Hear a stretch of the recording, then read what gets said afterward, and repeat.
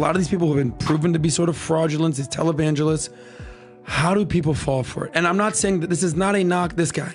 Hey guys. I don't put Joel at this guy's level. This guy's even worse, is what you're saying. No, this guy to me is demonic. Yeah, okay. Scary.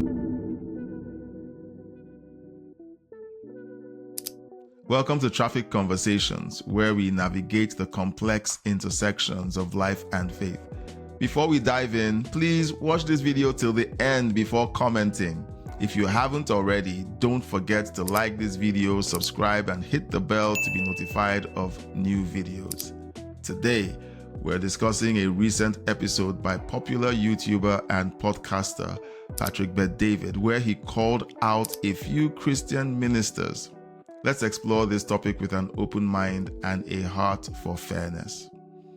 Why did Patrick Bet-David label a certain Christian minister as demonic?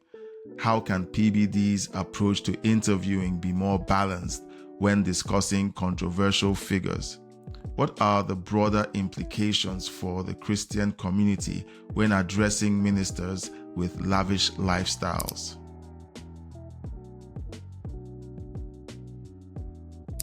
Patrick Bet-David, known for his incisive interviews, recently stirred the pot by calling one Christian minister demonic and mentioning others like Joel Osteen and Kenneth Copeland. As a fan of Patrick and his podcast, I appreciate his fairness in interviews, even with mobsters and indicted criminals. However, it seems he hasn't extended the same fairness to these ministers. He's been relying on public sources without hearing from the individuals in question. Patrick Bet-David's credibility as a fair interviewer could be questioned if he doesn't apply the same standards to all subjects, including Christian ministers. Let's watch the footage where Patrick called this minister demonic. The world, the Kenneth Copelands of the world, and if you have a picture of this guy, the Jim and Tammy Faye Baker, a lot of these people have been proven to be sort of fraudulent, these televangelists. How do people fall for it? And I'm not saying that this is not a knock, this guy. Hey guys. I don't put Joel at this guy's level. This guy's even worse, is what you're saying. No, this guy to me is demonic. Yeah, he's Okay. scary. No, Joel Osteen is not this. I'm not saying he is. I want to And understand. there's even another guy, right? Who's the other guy that him and the other guy did stuff together? And the other guy had like 7 private jets. He's even more than this guy. But go ahead. You know, how do people fall for guys like this? 7 private jets, because I need to be able to go to see my people all around the world. This is not a knock on having faith or religion, respect. This is when these organized churches, which you said it, they're 501c3s, nonprofit.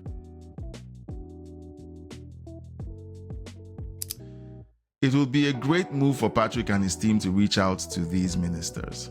Hearing directly from Joel Osteen, Kenneth Copeland, and others could shed light on the allegations and provide a more balanced perspective.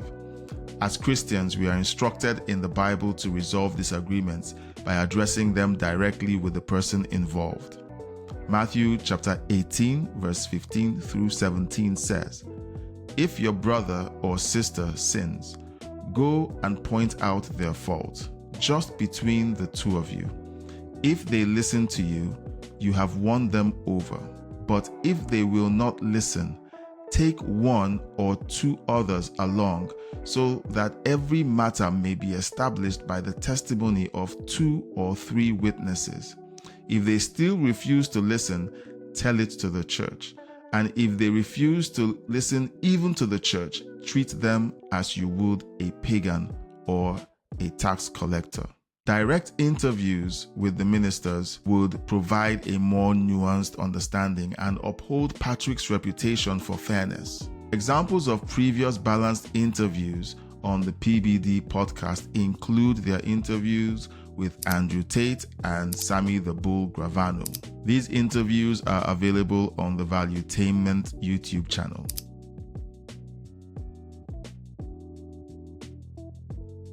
Within the Christian community, there's been significant criticism of ministers who live excessively lavish lifestyles.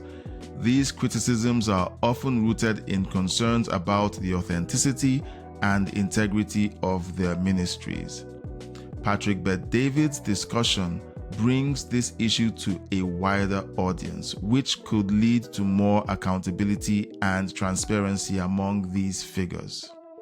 Addressing the issue of lavish lifestyles is crucial for maintaining the credibility of Christian ministries. Articles and reports on criticisms of lavish lifestyles among Christian ministers are available online. However, it's important to note that many of these articles tend to be hit pieces written by mainstream media outlets.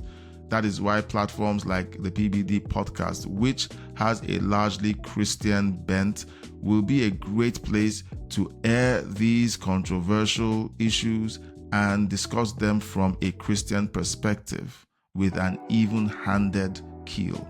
To wrap up, Patrick Bet-David's recent commentary on Christian ministers has sparked important conversations. By reaching out to these ministers and allowing them to share their perspectives, Patrick can provide a fair and balanced view that aligns with his reputation. This approach not only benefits his audience, but also contributes to a healthier discourse within the Christian community. Thank you for watching till the end. That means that this content was created for you. Please subscribe, hit the bell, like this video, and leave a comment to share your thoughts. I'm grateful for your support. Until next time, God bless you.